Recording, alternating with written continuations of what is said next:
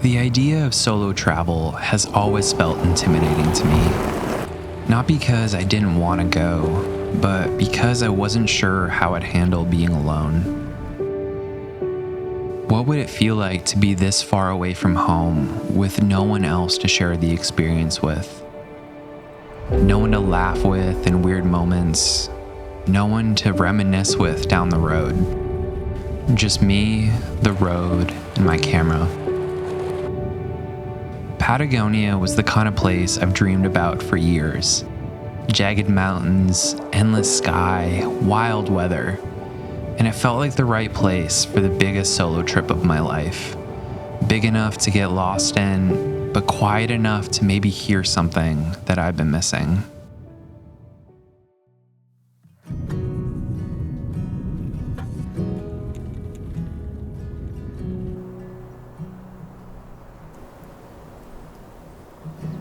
My trip begins in Torres del Paine, beneath the twisted granite of the Horns of Chile.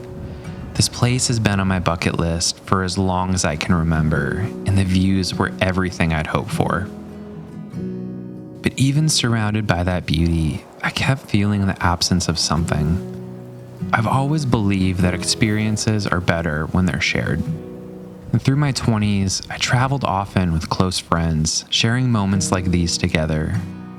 But life changes, people grow older, start families, chase careers, and suddenly it's more difficult to line everything up. That's been one of the hardest parts of getting older, realizing that if I keep waiting for everything to align, I might miss the moments I've spent years dreaming about.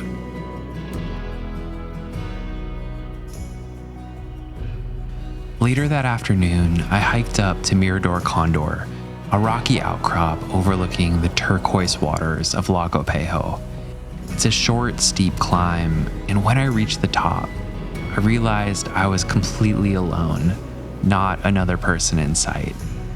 And somehow, that moment, so still and surreal, felt even more powerful because of it. It made me realize that maybe part of growing up is learning to hold both things at once. The longing to share something and the quiet strength of being okay on your own. And even though this trip feels like a test of that idea, these few days in Torres del Paine were truly a dream come true.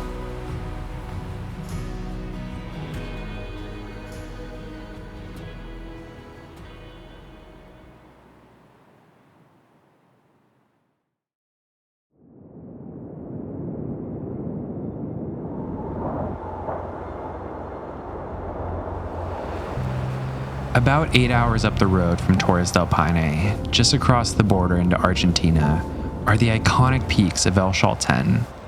It honestly feels like driving straight into a postcard.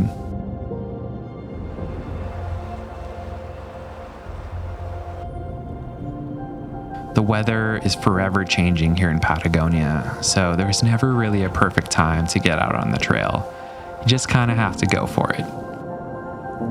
The trail climbed slowly through a quiet forest of langa trees, then opened up to a spectacular view of the Rio de los Vueltos Valley below. And somewhere along that trail, I finally started to feel it. That quiet I've been so unsure about going into this trip. It didn't feel quite as heavy. Being alone, I felt this strange sense of creative freedom. There was no one to keep up with, no plan I had to stick to. It was just me and my camera, and that's all that mattered. And then, almost out of nowhere, Fitz Roy finally broke through the clouds. It was like something out of a dream, towering above the autumn colors below. It felt like one of those rare moments you only get when you slow down long enough to notice. The kind of thing that reminds you why you came all this way in the first place.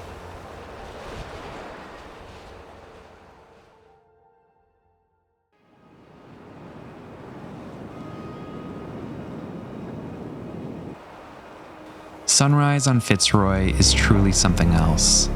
The mountains here feel almost alive, like a giant canvas catching the first brushstrokes of light.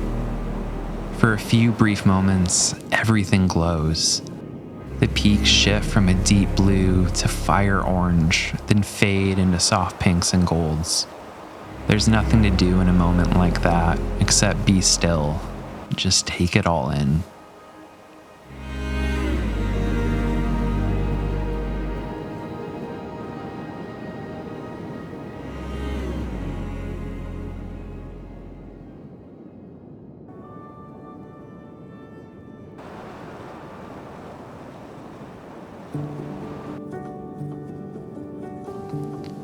On my final day in Patagonia, fresh snow dusted the higher peaks, only to be immediately swept away by the fierce winds blowing off the ice field.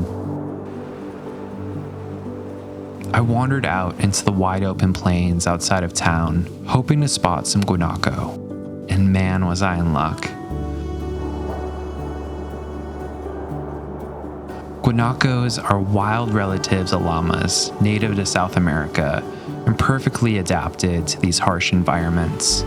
They travel in herds, relying on each other for safety, their sharp eyes and quick movements helping them evade predators like pumas. Watching them move together, so coordinated and so alert, I felt a quiet kind of awe.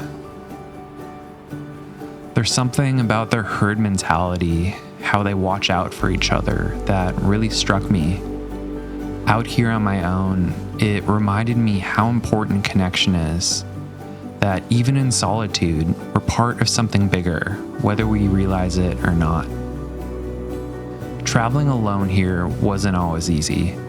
There were moments when the silence felt overwhelming, when I wished I had someone to share the struggle, the quiet, or just that ridiculous jaw-dropping view with.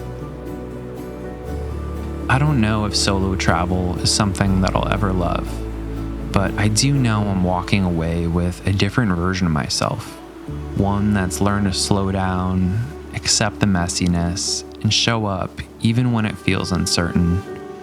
And maybe that's the point. Maybe it's less about having all the answers and more about being willing to step into the unknown anyway.